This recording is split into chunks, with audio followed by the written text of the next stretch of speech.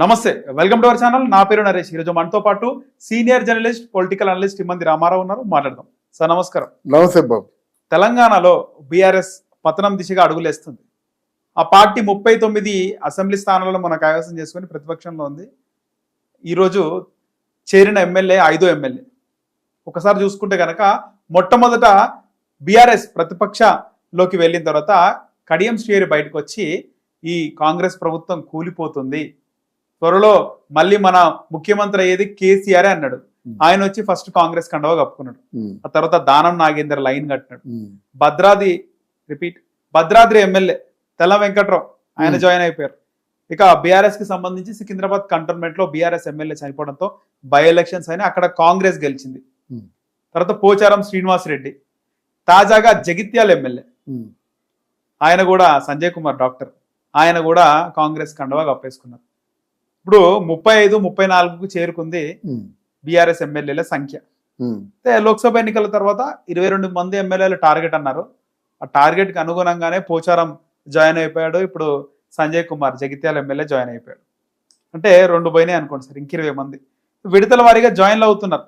22 మంది ఎమ్మెల్యేలు జాయిన్ అవ్వడం అసాధ్యమని కూడా మాట్లాడినారు. సో విడతల వారీగా అన్నట్టు 2 జాయిన్ అయిపోయినారు. ఏం జరుగుతుంది అంటారు సార్? ఇంకా 20 మంది జాయిన్ అవుతారా కాంగ్రెస్ పార్టీలో బీఆర్ఎస్ వాళ్ళు ఎమ్మెల్యేలు? ఇక్కడ రాజకీయం అన్నది ఒక స్పెన్సర్ బిజినెస్ అయిపోయిందండి. రిచ్ బిజినెస్ అన్నమాట. ఏ బిజినెస్ చేసినా సరే ఇన్ని కోట్లు ఖర్చు అవ్వవు.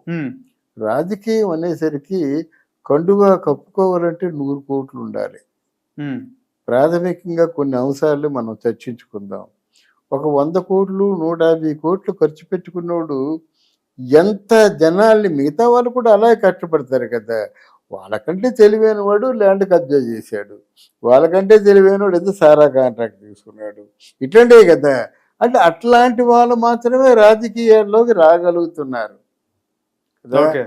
చాలా నిజాయితీ పనులకి టికెట్ ఎవడిస్తాడు? టికెట్ ఇస్తే ఎవరు ఖర్చు పెడతారు? అందరూ సీతక్కలు ఉంటారు కదా. అందరూ తీర్మాల మల్లన్నకు కూడా వాడు డబ్బు ఉంది. ఎంత వాళ్ళ చరిత్ర తెలుసు. కానీ వాడు సీతక్క లాంటి వాళ్ళు ఎంతమంది ఉంటారు? ఇప్పుడు సీతక్క కూడా మారిపోయింది కదా.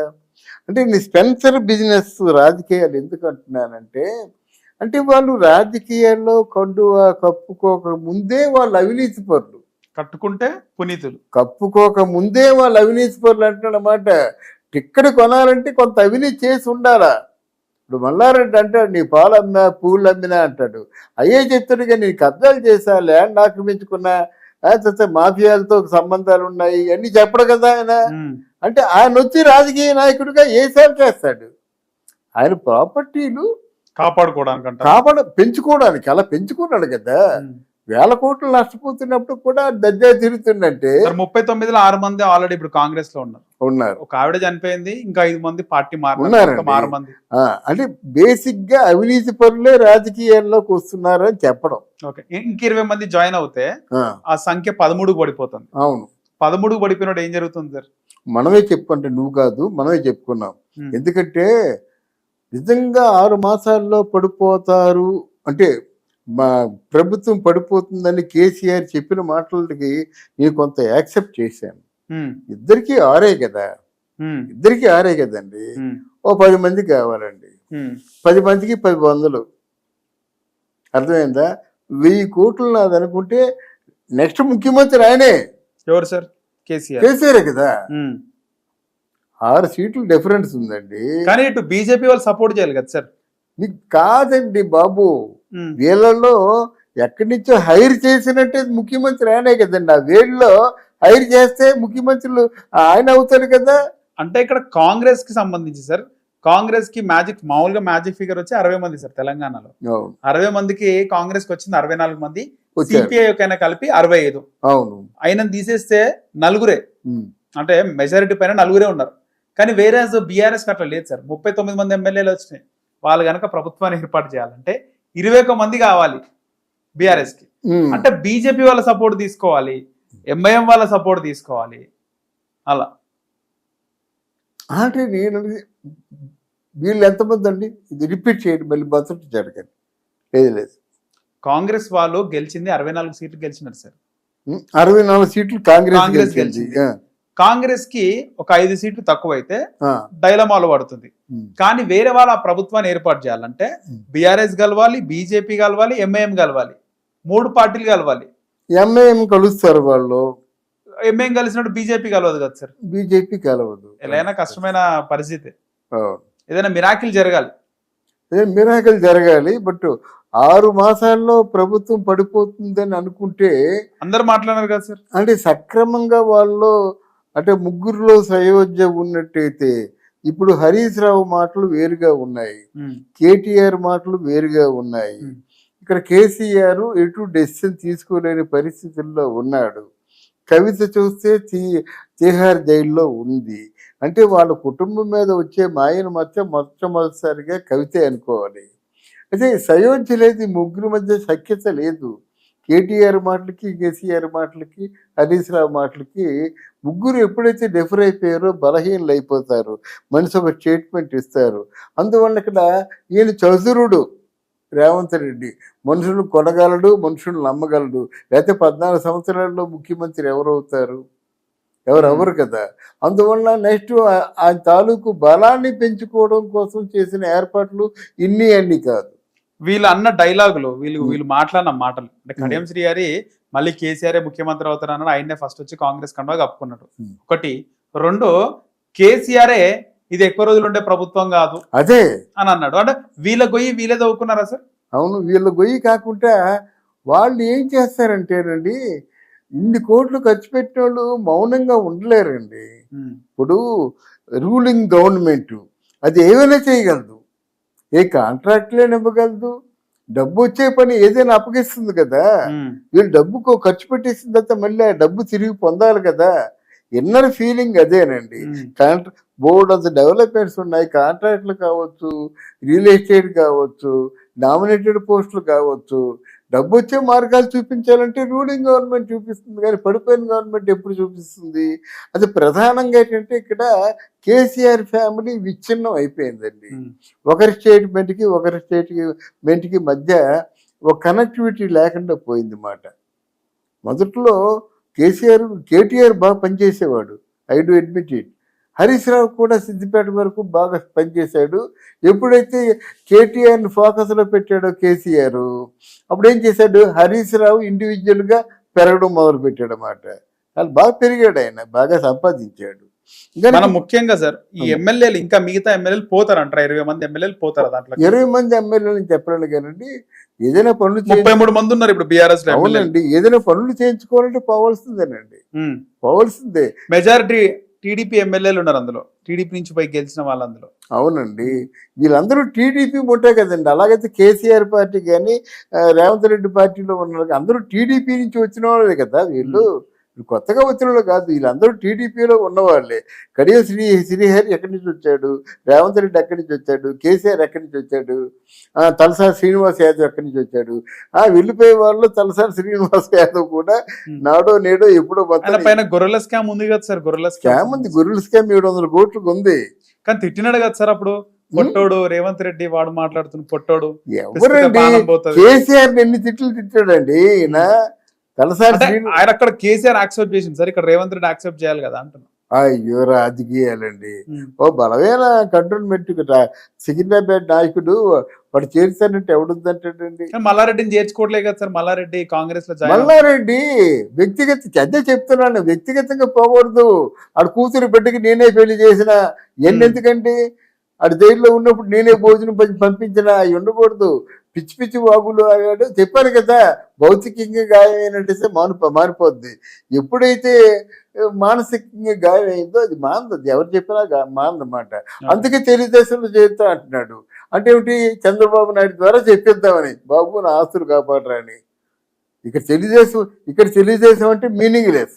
ఓకే, ఇంకో మాట ఏమొస్తుందంటే బీఆర్ఎస్ లో ఉన్నటువంటి మిగతా ఎమ్మెల్యేలు అందరూ కూడా బయటికి వచ్చి, అంటే 3/4 అంటే 3 వంతుల్లో 2వ వంతు వాళ్ళు బయటకు వచ్చేసి ఎమ్మెల్యేలు బీఆర్ఎస్ పార్టీలో మాకు కూడా హక్కు ఉంది, మేము కూడా బీఆర్ఎస్ పార్టీని పెట్టిన వాళ్ళలో ఉన్నాము అని వాళ్ళందరూ కూడా బయటకు వచ్చి స్పీకర్ కి కనుక ఒక లేఖ ఇస్తే, లేదా ఈసీకి ఒక లేఖ ఇస్తే ఆ లేఖకు సంబంధించి బీఆర్ఎస్ ఎల్పీని విలీనం చేస్తారు కాంగ్రెస్ లో, వాళ్ళందరూ ఆ తర్వాత కాంగ్రెస్ పార్టీలో చేరుతారు అని కూడా ఒకటి వస్తుంది. బీఆర్ఎస్ ని వీళ్ళు గుంజేసుకుంటారు ఇంకా అని కూడా వస్తుంది. సాధ్యమా సార్? ఏదైనా సాధ్యమేనండి చేసుకోవచ్చు అంటారా? రాజకీయాల్లో. మెజారిటీ ఎమ్మెల్యేలు బయటకు వచ్చి బీఆర్ఎస్ పార్టీ అదేనండి, కేసీఆర్ ది కాదు మాది అన్నప్పుడు రాజ్యాంగం దానికి ఒప్పుకుంటుందా? ఎన్నికల కమిషన్ రాలేదు. వీళ్ళు విల్ఫుల్ గా వీళ్ళు యాక్సెప్ట్ చేస్తారండి. వీళ్ళు రిక్వెస్ట్ చేస్తారు, వాళ్ళు యాక్సెప్ట్ చేస్తారు. ఇప్పుడు ఎందుకు లాస్ట్ లో మోదీ ప్రధానమంత్రి అయ్యేటప్పుడు ఎంత టెన్షన్ పడిపోయాడండి. చివరిలో పవన్ కళ్యాణ్, చంద్రబాబు నాయుడు, నితీష్ కుమార్ లేకపోతే అవుట్. మీరు ఎక్కడి నుంచి వచ్చారు, ఎలాగొచ్చారు తీసి పక్కన పెట్టండి, మేము మీలో కలుస్తున్నాం అంతే. దట్ సార్ అయిపోతుంది అన్నమాట. అది ఇక్కడ నెక్స్ట్ ఎలక్షన్స్ లో మీ బీఆర్ఎస్ ఉండదా సార్? పోటీ ఎప్పుడు బీజేపీ కాంగ్రెస్ మధ్యనే ఉంటుంది. రెండు జాతీయ పార్టీలే అంతే, ప్రాంతీయ పార్టీ ఉండదు. ఇంకా ఉండదు.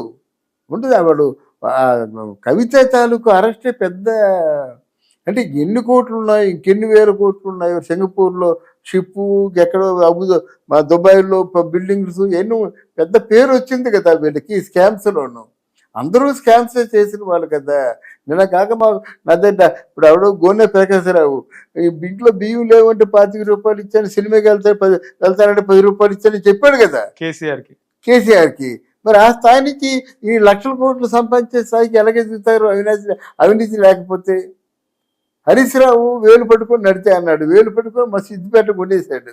సిద్దిపేట చుట్టుపక్కల ఉన్న ల్యాండ్స్ అన్ని హరీష్ రావు సిద్దిపేటలో పెద్ద ప్రాపర్టీ. రంగనాయక సాగర్ స్కామ్ కూడా బయటకు వచ్చింది కదా రంగనాయక సాగర్ లో. అవునవును, కొండపైన. అవునవును. హరీష్ రావు మీద పాత కేసులు ఉన్నాయి. ఈయనేమో శేఖర్ అనేవారు కేసీఆర్ని, దుబాయ్ శేఖర్. దుబాయ్లో అమ్మాయిలు పంపించేవాడు. అది ఏవో మొత్తాన్ని వాడు వ్యక్తిగత విషయాలు కేసులు ఇంకా ఉన్నాయి. డబ్బులు అప్పట్లో సంపాదించాలంటే ఏది దాంట్లోనే వస్తున్నాయి సార్ డబ్బులు. ఏది అంటే అమ్మాయిలం కానీ లేకపోతే ఏదో బతుకు తెరువు కోసం అండి. అంతే, బతుకు తెరువు అంతే కదా. అందులో పెద్ద కోట్లు వచ్చేవి మీకు. ఇప్పుడు ఇంట్లో పెద్దమంది పిల్లలు కష్టంగా ఉంది కాపాడుకోవడం, ఏదో చెయ్యాలి కదా. ఇప్పుడు ఈ మన తెలుగుదేశం పార్టీలో చేరినప్పుడు మంచి చదువుకున్నాడు, యువకుడు, వాగ్దాడి బాగుందని ఎన్టీ రామారావు గారు ఎంతో మురిసిపోతుండారు. అప్పుడేమో తెలంగాణ ఈయన చేర్చుకున్నాడు ఎవరు, చంద్రబాబు. వీళ్ళు ఏదో ప్లాన్స్ చెప్తుంటారు అన్నమాట. ఎన్టీ రామారావు కేసీఆర్ని బాగా మెచ్చుకునేవాడు. అని ఏవైతే రాశాడో అది బాగా చదివేవాడు, చదివి వినిపించేవాడు. అచ్చా అని చెప్పేసి ఆయన యాక్సెప్ట్ చేసేవాడు. అది అంత చతురుడు. అవి ఎప్పుడైతే టీఆర్ఎస్ వదిలేసి బీఆర్ఎస్ పెట్టాడో అప్పుడే దరిద్రం పట్టుకుందండి. టీఆర్ఎస్ పార్టీ అన్నది తెలంగాణ రాష్ట్ర సమితి, బీఆర్ఎస్ అంటే భారతీయ రాష్ట్ర సమితి. అంటే టీఆర్ఎస్ అనేది పోరాటాన్ని గుర్తు చేస్తుంది, ఉద్యమాన్ని గుర్తు చేస్తుంది. అది మార్చకూడదు. నువ్వు ఎప్పుడైతే నీ ప్రధానమంత్రిని అవుతాను అనుకున్నావో నువ్వు అక్కడ నీ సరిపెట్టింది. నీకు ప్రధానమంత్రిని అవ్వడమే కాకుండా చుట్టుపక్కల ఉన్న రాష్ట్రాల వాళ్ళందరికీ కూడా రండి నాతో చేతులు కలపండి, మీకు కావాల్సిన ఫండ్స్ ఇస్తా అన్నావు. మరి దగ్గర ఎన్ని వేల కోట్లు లేకపోతే అందరికీ ఫండ్స్ ఇస్తానంటావు. పాడింది అంతే సార్. ఒకవేళ రేవంత్ రెడ్డి లాంటి వ్యక్తి కనుక కాంగ్రెస్ పార్టీ అధ్యక్షుడిగా లేకుండా ఉంటే ముచ్చటగా మూడోసారి రికార్డ్ బ్రేకింగ్ గా కేసీఆర్ ముఖ్యమంత్రి అయ్యేవాడా? లేదండి, అప్పటికే స్ప్లిట్స్ వచ్చేసాయి. అంతేనా సార్? అహంకారం. తెలుగు ముఖ్యంగా ఉమ్మడి ఆంధ్రప్రదేశ్ చరిత్రలో ఎవరైనా మూడోసారి హ్యాట్రిక్ లైన్ గా మూడోసారి ముఖ్యమంత్రిగా అయ్యారా? ఇంతవరకు ఎవరు అవ్వలేదు కదా. ఈయన రికార్డు ఉంటుండే కదా సార్ కేసీఆర్ రికార్డు లేదు కదా. ఉంటుండే కదా, ఒకవేళ ఉంటుండే. ఇప్పుడు ప్రధానమంత్రి ఆఫ్టర్ జవహర్ లాల్ నెహ్రూ, మోదీ రికార్డ్. అది అలాంటి రికార్డ్ కేసీఆర్ కి ఉంటుండే కదా సార్. ఉండేది మిస్ అయింది because of Revanth Reddy sir. లేదు, రేవంత్ రెడ్డి కలిసి వచ్చిన అదృష్టం అండి. రేవంత్ రెడ్డి అంటే ఆయన రాజకీయ పునరేకీకరణ కావాలి. తెలంగాణ గడ్డ పైన కేసీఆర్ ఒకటి, మిగతా వాళ్ళందరూ కూడా ఒకటి, ఒక వేదిక మీదకి రావాలని. అసలు కేసీఆర్ రేవంత్ రెడ్డి వస్తాడని ఊహించలేదు. నేను రేవంత్ రెడ్డికి కాన్ఫిడెన్స్ ఉంది కదా సార్. చెప్తాను చూడండి, నేను రేవంత్ రెడ్డిని సపోర్ట్ చేస్తే నన్ను తిట్టిన వాళ్ళు తిట్టకుండా తిట్టారన్నమాట. నీకేమి పిచ్చి పిచ్చా నీకు రేవంత్ రెడ్డిని సపోర్ట్ చేస్తున్నావని చెప్పాను నేను. పరిస్థితులు అలాగ ఉన్నాయి. ఇక్కడ అహంకారపూరితైన మాటలు వస్తున్నాయి. కేసీఆర్ మోడా బీడీ అంటున్నాడు. ఒక పక్క ఎవరిని నమ్మడు, ఇక్కడ తెలుగుదేశానికి సపోర్ట్ చేయడు, సారీ తెలుగుదేశం లేదనుకోండి, ఇటు బీజేపీకి సపోర్ట్ చేయడు, అటు కాంగ్రెస్ పార్టీకి సపోర్ట్ చేయడు, ఎవరికొకరు సపోర్ట్ చేయరు కదా. మోడా కేడీ అన్నాడు, ఇటు కాంగ్రెస్ ఏమో వరదేవత అన్నాడు, బలిదేవత అన్నాడు. ఇంతమందిని దూరం చేసుకొని నువ్వు ఒక్కడవే సోలోగా ఉంటే నువ్వు దూరం అయిపోవటం లేదు ప్రజలకి. తర్వాత నువ్వు ఎప్పుడు ఫామ్ హౌస్లో పడుకుంటావు. నీ తరపున ప్రభుత్వం ఎవరు ఏళ్తున్నారు? కేటీఆర్, హరీష్ రావు పవర్స్ లేవు. ఆ హోంమంత్రిని చూసుకునేది కవిత, ఇప్పుడు మహమ్మద్ అలీ ఉండేవాడు కదా. ఎందుకంటే ఆయన డమ్మీ హోంమంత్రి అన్నమాట. నిర్ణయాలు, అన్ని పోస్టింగ్లు, లంచాలు గించాలన్నీ కవిత నిర్వహించేది. ఆ లంచాలు మరిగిన తర్వాత స్కామ్కి పాటు పడింది అన్నమాట. ఓకే, కవిత జైలుకి పోయి 100 రోజులు అవుతుంది సార్. ఏంది కవిత పరిస్థితి? ఇక్కడ బాపు పోలేదు, కేసీఆర్ పోలేదు ఇంతవరకు చూడడానికి. అంటే మరి అంతే, వాళ్ళు ఖచ్చితంగా డెఫినెట్గా వీళ్ళిద్దరు వెళ్తారండి. కేటీఆర్ వెళ్తాడు, కేసీఆర్ వెళ్తారండి జైలుకి తొందరలో. జగన్మోహన్ రెడ్డి వెళ్తాడు, తప్పదు, వెళ్ళాలంతే. వీళ్ళు ఆర్థిక ఉగ్రవాదులు అంటప్పుడు ఎవరు క్షమించరండి. మనీ లాండరింగ్లో క్షమించరు. మీ అఫిడవిట్లో ఉంటుంది కదా, ఎలక్షన్లో పాటుపడినప్పుడు మీకు ఎంత సంపద, అప్పులెన్ని, ఆస్తులెన్ని అన్నీ ఉంటాయి కదండి. ఈరోజు మీ ఆస్తులండి, ఈరోజు మీ సంపద అంతా మీ ఫామ్ హౌస్ చేస్తుంది. మరి ఇవన్నీ కౌంటింగ్కి వస్తాయి కదా. జగన్మోహన్ రెడ్డి 500 కోట్లతో కట్టించినటువంటి బీచ్ రోడ్లో, ఇంద్రభవనంలో, లోపల మాళికల్లో, లోపల అండర్ గ్రౌండ్లో అంతా బంగారం అట. బంగారం, వెండి, విలువైన వస్తువులన్నీ ఉన్నాయట. ఎన్నో ఆశ్చర్యాలట. మరి ఇంత దోపిడీ ప్రజల్ని చేస్తుంటే భీముపట్నంలో టూరిజం కోసం కట్టారు కదా ఒక ఇల్లు.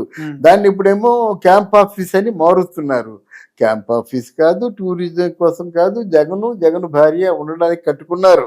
ప్రభుత్వం తాలూకు ఖజానా రోజు తీసుకొని దాని ప్లానింగ్ కమిషన్ బంగారం, వెండి ఉంది, మాలికల్లో ఉన్నాయి, చాలా నిక్షిప్తమే ఉన్నమాట. జగన్మోహన్ రెడ్డి పెట్టి ఇది ముందు నుంచి ఉన్నాయా? జగన్మోహన్ రెడ్డి లేదు, వాళ్ళు దాచుకున్నారండి.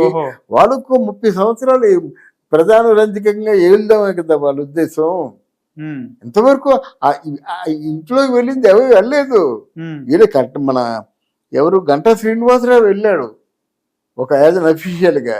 వెళ్తే ఇంకేంటి అన్ని గోల్డ్ కోటెడ్ ఏది bathrooms, gold coated tubs, Rushikonda palace అంటున్నారు కదా.